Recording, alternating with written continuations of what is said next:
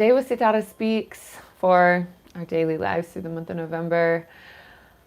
My heart is feeling a lot.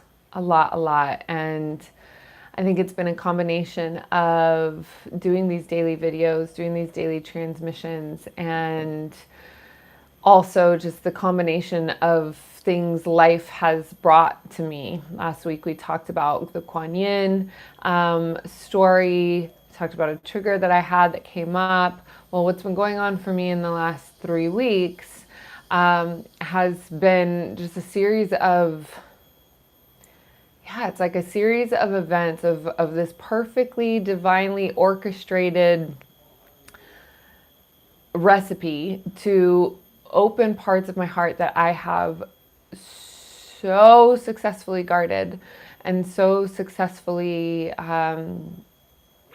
just created out of experiences of pain, really harsh, really horrible, painful experiences that hardened my heart in more ways than I realized until now. And what I feel like is happening, and I've had some resistance to sharing so much of what's going on for me personally, yet right now I feel like that it's just the thing that feels most important and most aligned to share. So I hope you enjoy it, and I hope it resonates, and I hope it lands, because like, we're all human. I've been on my path of ascension and conscious intentional healing journey since my early 20s. I'm now 33. So there's like, I finally feel like what I'm accessing and what I'm getting to it's really important, because it's pain that's been there for a really, really long time. And it's things like where I shared with you the trigger in the yoga studio, where it was a safe environment. I knew that there was no ill intent, but yet there's that psychosomatic response where my body went into fight or flight mode. It's like the energy that's coming out of my body now, it feels like I'm detoxing. It feels like I'm detoxing toxic frequencies, anger, pain, resentment. I'm going to be a little bit more transparent with this and a little bit more vulnerable. I've been really open with my experiences with sexual assault. I've actually written the events down in the book that I've written, that hopefully someday soon will be published. Even though just writing that for me was a very cathartic experience of being able to go over those events and to be able to write them down and to be able to see them on a piece of paper rather than having them stored inside of my heart. And so through those experiences, and this is why rape ruins lives. I feel like I've been wanting to make this video actually for about long time since I started making videos, but I've been too scared to, because of the depth of the pain that these events and experiences have caused. It's like, it's really hard to share. It's really hard to share. But I'm going to be brave, and I'm going to share, and I hope that it helps somebody. Even if it helps somebody else, just one. It's worth it. But this is why rape ruins lives.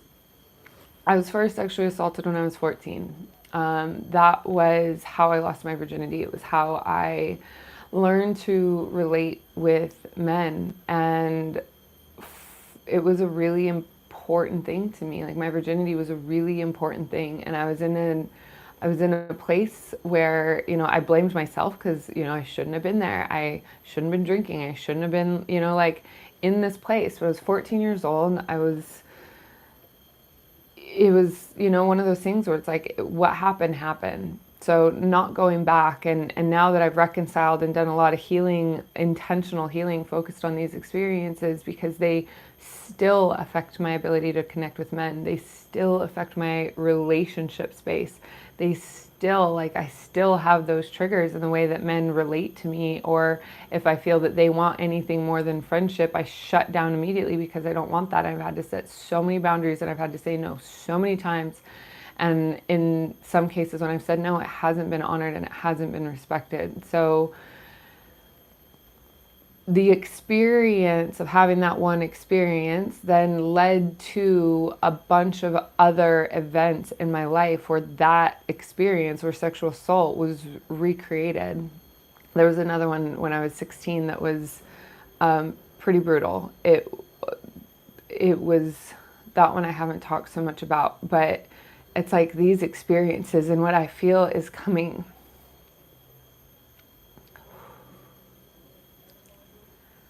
What I feel is coming out of my heart, and what I haven't realized is like how deep these pains go is because there's so much association for me, because I am a deeply feeling human being, that there's so much connection between sex and love.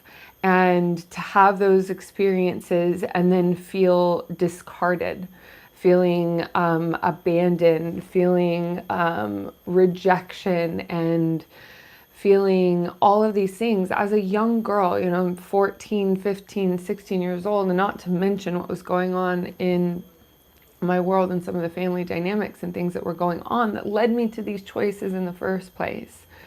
It's like I'm realizing how deeply programmed within me that I subconsciously believe that I am discardable, or that I am a burden, or that I have, like, it's created such a low sense of self-worth. And then because those experiences happened, and because I'm holding that frequency in my body, I of course then have manifested or attracted or been attracted to the men that mirror these wounds. And when these men that are around, or they come into my life, mirror these wounds, it validates and justifies that I'm not lovable, that I am rejectable, that I am discardable, that, you know, that I have to prove myself worthy, and all of these other things. These patterns have been things that have been alive for me since I was a little girl, in the dynamics of with the relationship with my primary caregiver, specifically with my mother, where these patterns were just on repeat.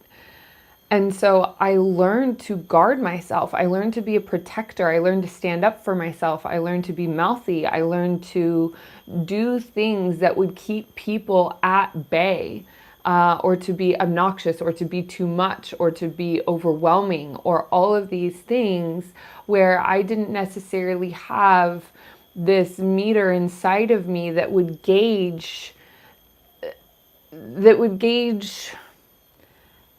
a balance and stable connection, I would say. And so without the gauge and that balance and the stable connection, again, it's just been like, relationships have been something that has been really hard for me. Yet at the same time, I am very gregarious. I am an extrovert. I love speaking on stage. I love doing this work. I love heart-centered communication and connection. I thrive in high pressure situations. I know how to show up. I know how to be present. I know how to be clear. I know how to like handle circumstances under pressure. And yet it's like these things that have also shaped all of those strengths. These experiences that I have had through so much pain that's been there, they've shaped these other characteristics within me that I know are a part of my dharma. They're part of what I'm here to do. They're part of the movement that I feel so driven to create. That's part of the fulfillment that I receive when I'm experiencing a dynamic of healing with somebody else. It's experiencing the breakthrough with clients. We had an absolutely like mind-blowing, and this is why I'm feeling so much also, is because after the YouTube channel that we did yesterday, we had class with the Metaphysical Club, and the women that were there in class, we've all been journeying in this way for over 3 years. And so there was a really deep closeness with the small class that showed up. And sometimes it happens, and it's like we can be very intimate. And in that experience, there was just so much heart movement and heart opening and deep heart connections, even though we were we're not in the same room, but those experiences, like near or far, those connections, they're still so active in the transference of energy that's moving through. So what I'm learning through this, what I'm learning is my heart is detoxing. And let me tell you, it is fucking excruciating. It is so painful. And it's like, it feels like Mary Poppins bag. Like it feels like my heart is, it's opening, and then all of a sudden like a chunk of pain will come out and a chunk of realizations, and it hurts so bad. And then it's like, okay, I can breathe again, and I'm still very tender that day. And then it's like another thing happens, like these little triggers are just these little turning points to, I feel like, encourage me to go deeper. And so because this is my path of healing, this is like what I like to do to support other people, I know how to walk myself through it. And still it is the walking myself through it. There's no bypassing this. I know this. I know this, that what has to come through, it's like, in order for me to be able to connect with the larger audience, in order for me to have deeply fulfilling, intimate relationships, in order, which I do, but it's like the romantic partnership thing with these experiences with men, and then you loop sexuality into it. It's like, man, the levels of fear, the psychosomatic fear, the physiological response in my body that takes place, even after focusing on this for over 7 years. And before that, I was like, I was blacking out all the time. I was I would say highly functioning, but also sometimes not, alcoholic. And I did a ton of drugs also to numb and numb and numb and numb. And so from the outside looking in, it was like, okay, well, what's going on with her? She's just crazy. She's a party girl. She's this, that, she's that, whatever. But ultimately, like inside, I was fucking dying. Like dying. And I knew, like, that's what led me to my path of healing, and like, and finding something else. I was getting a 4.0 in school, getting my degree in psychology, and I was like just numbing so badly, and I was able to do both. So when it came time for me to like really connect with myself and my psychic abilities, I knew that something had to shift. I knew that something had to change. And even then, through 2 years, getting my degree in psychology, so it was like a total of 3 years, getting my degree in psychology and then doing a clairvoyant program, I successfully did not bring any of this up. None of this was brought to the surface. It wasn't until I was 26 and I was sitting in some sacred psychedelic ceremonies where I actually was able to see that what had happened when I was 14 was the turning point for the course of my life, of the actions and the behaviors that I was, of the things that I was doing. And so through that, I wanted to blame other external circumstances. And when I realized that, it was like this veil had come off my eyes. But I had also realized that the societal programming that trained me as a 14-year-old girl to tell me that that was my fault, that I shouldn't have been there, that I shouldn't have put myself in that situation. But the truth, the fact of the matter is, I didn't know what I was doing. And the man that was there was way older than me. And he knew what he was doing. And maybe he didn't, but at this point, the ramifications for me almost 20 years later, that I'm sitting here talking to you, and I am a healing specialist. I consider myself an emotional specialist. I understand frequencies and emotions. This is why rape destroys lives. This is why rape ruins lives. I am a strong woman, and I know that. And I know that these things are happening to women that have not fortified that kind of strength. This is why I feel passionate about release and rise. This is why I feel passionate about the rise of the divine feminine. This is why I feel passionate about creating rehabilitation centers for women that have experienced these things. Because when you just pull a woman out of, let's say it's sex trafficking, to be able to, for her to actually rehabilitate and have a healthy functioning life for the rest of her life, and maybe potentially hopefully fall in love with a healthy relationship, it's a far cry. It is a far cry to just think that, okay, well, because you took somebody out of that environment, and especially if they were born into it and that's all they know, like the experiences I have have been enough for me to feel very passionate about these experiences and these things.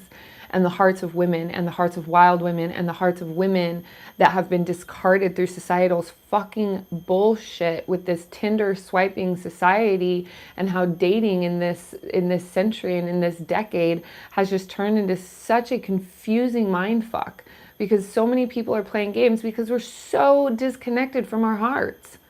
We are so horribly and desperately disconnected from our hearts that what we want deep down more than anything is to be loved. And what I can say from my experience of like laying on my bed and crying these deep, deep, deep tears and just holding myself and knowing that the pain that's coming out of my heart is hopefully, fingers crossed, the last time I have to feel that pain. That as it's coming out, as it's detoxing, it's like, okay, it's going, it's going, it's going. And as I'm in that space, like the one thing that I want is to be held. The one thing that I want is to be touched, or the one thing that I want is to feel loved and to be loved. And simultaneously, in the same second that that thought comes in, the biggest, most terrifying thing I could think of is to let somebody in and to let somebody be close. But at the, like, that's exactly, it's the same thing. That's exactly what I want. Yet it's the most terrifying thing I can also think of, because the potential to be hurt and the potential for that pain to come up, because I have asked for people to rub my back and I have asked for that comfort, and it has gone horribly awry because the people or the person that was there at the time wasn't even able to be comfortable enough in his own skin to be able to comfort me with what was arising. And who knows if he had other triggers because he had other self-conscious things of maybe things that he had been participating in or what. I don't know. We never really had that conversation. But for both men and women, there is like this topic of sexuality and this topic of love and this topic of connection. It is so disoriented in this world. And there's a part of me that really believes that whatever the powers that be are that are controlling mainstream media and music and like what's filtered on the internet and how much filtering is actually going on and all of that, it's like the encouragement for a drinking focused culture, the encouragement for a consumeristic culture, the encouragement for go to your doctor culture, the encouragement for all these things, and the porn industry, like how disconnected we become from our hearts when there's an underlying addiction of porn. There are very few men that I have met at my age that have not had a porn addiction, like a raging porn addiction. And that's also something that we don't talk about. But when you actually connect and feed that energy, your sacred sexual energy, into these types of connections or these types of experiences, there are certain things that start to happen that dissociate from our subconscious mind, because that's what we're connecting into, that dissociate the heart connection from the mind connection, from the body connection. So you have these distortions that are pulling us out of alignment from being able to actually have a healthy, thriving, balanced interpersonal connection and interpersonal relationship. So then what we have are wounded people connecting in with wounded people, hoping that maybe we have the communication skills to be able and the willingness to sit in the zone of the discomfort to be able to open these things in a way that actually offers healing and reconciliation to the heart center of ourselves and also the heart center of humanity. Part of what I'm also experiencing is that I know I have a defined heart center through gene keys. So that's one thing that's kind of helping me understand like the importance of my heart and the importance of my message as also 4/6 manifestor, and these things that I feel really encouraged to share, and knowing that I have a very, very, very strong connection to my heart, that my heart, the consciousness of my heart, far, far, far overpowers the consciousness of my mind. So when my heart is expanding in this way and these blocks are coming up and these blocks are so painful, and that's what's magnetizing other painful experiences and triggers, that if these things are coming out and these frequencies are being detoxed and this is being able, it's like this is being released. And the light language is helping. Like I said, the ingredients of things that are happening, the recipe for these little micro triggers to build up for me to actually let go and actually release.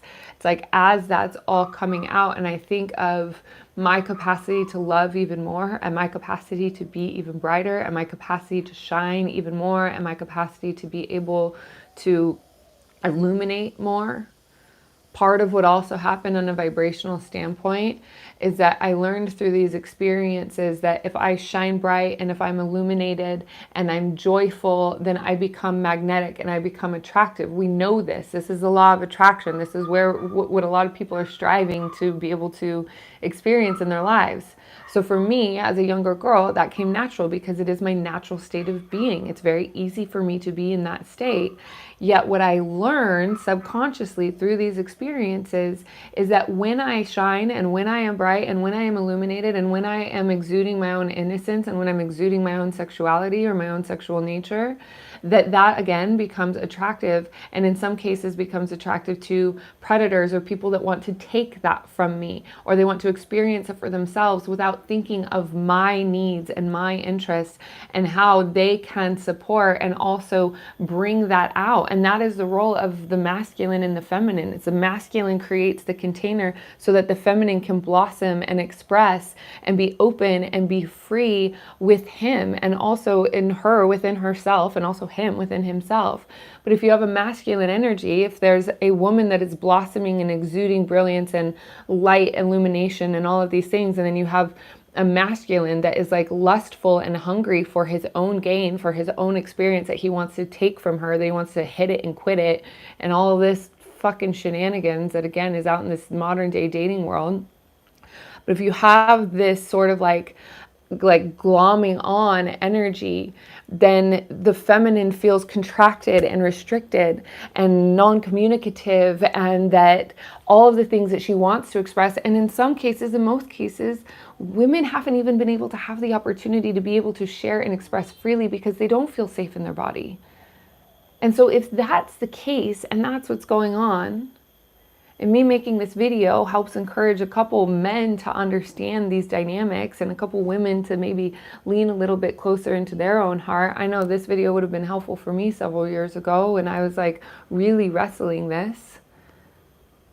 I still am, I'm not wrestling it anymore. I'm not fighting it anymore. I'm letting it move through, and it hurts, and it's scary to share this with you guys. It is. It's scary, but it's what feels right. And I made a commitment to being here every day through the month of November. And so I'm hoping that you're finding this helpful. If anyone here is live and want to ask any questions, I'm happy to open that connection and dive a little bit deeper. But I'm also feeling maybe to share a couple of just light transmissions and healing energy to help me move through it even a little bit more and help clear a lot of the passages of maybe ahas and triggers and things that have come up through this communication. So simply taking a deep breath. Remember to breathe and connect your root chakra all the way down to the center of the planet.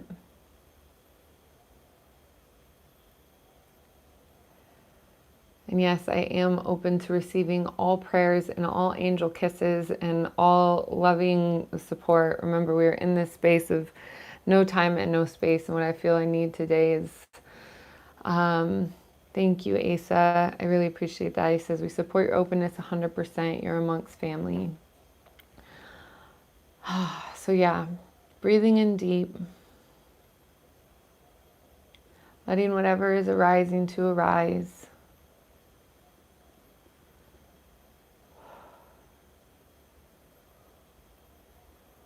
Maybe you're feeling a little bit contracted, or maybe you're feeling a little bit liberated. Whatever it is okay and right for you. But giving yourself full permission to release, to receive the healing after a lot of these things have come up.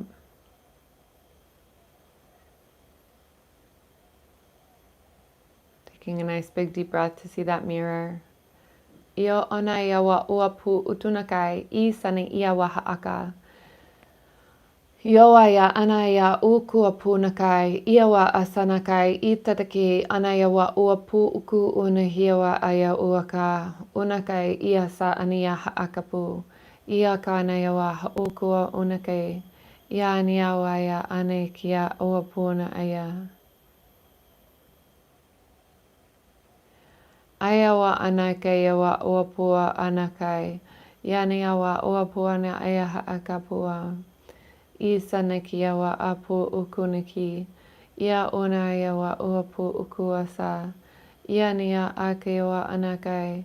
Ia ka anakai yawa uapu uku. Ai saniawa akianiawa. Iawa upua awanakai. I sanakiawa akanakai yawa. Yawa anayawa upua upua upua upua. Iawa anakai. I sanakiawa. I sana iawa kuapua. Iawa ana iawa ua huukua. I iawa ayawa uua. Iawa na ayawa upua uanka. Anaya akiawa akanaya. Ia akanaya akapua unakuapua kutatakai.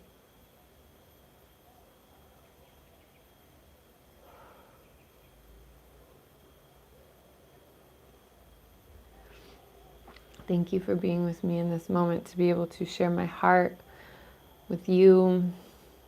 It feels right and natural for me to share more of my heart, even though it feels scary. So of course I will continue to be doing these videos. As that transmission was coming through, I also felt, I'll put in the end cards of this video, my video called Drunk Spirituality. For those of you that may be suffering with these experiences and are choosing to use alcohol to numb or as to not feel, the best thing that you can do for yourself is to cut that out so that you can start really connecting with your emotions and really connecting with what's going on in the center of your own heart space, in the center of your own heart being, to be able to give yourself the graciousness and the healing that you deserve. You deserve to be loved. You deserve to be free. You deserve to be liberated. You deserve to be just exuding as much joy and kindness, authentic joy, happiness, and kindness that is going to liberate all parts of yourself. So, aya unaya wa aka sana ia etaneke uapuna iawa uaniawa akawa. Thank you so much for holding me in love. Thank you so much for joining me here. And as we go forth, may we integrate the healing and the lessons received with courage, self-love, and compassion. Of course, if you haven't already, like the video, subscribe, comment. It seems so funny to say this after this. And of course, if you'd like to dive in deeper, the 7 weeks to embody your higher self, the link is in the description below in the link tree present courses link. So with that, my loves, I will see you all very soon. Ciao, ciao.